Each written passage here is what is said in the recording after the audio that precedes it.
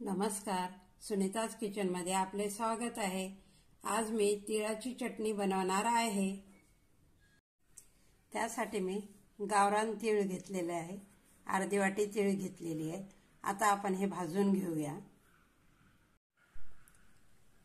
कढई गरम करायला ठेवलेली आहे। त्यामध्ये तीळ घालूया। छानपैकी आता आपण तीळ भाजून घेऊया।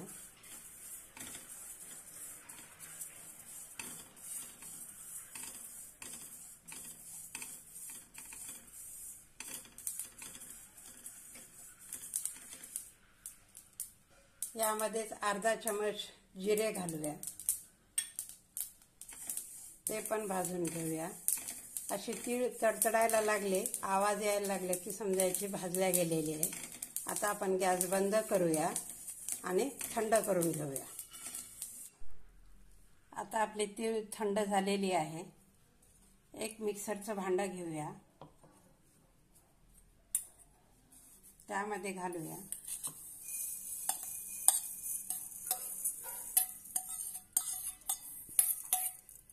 आता यामध्ये 5 ते 6 लसणाच्या पाकळ्या घालूया। 1 चमच लाल तिखट, चवीनुसार मीठ आणि आता आपण हे मिक्सर करून घेऊया। अशा पद्धतीने मिक्सरमधून बारीक करून घेतलेली आहे।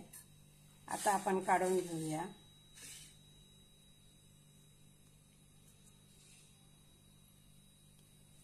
मस्त अशी आपली तिळाची चटणी तयार आहे।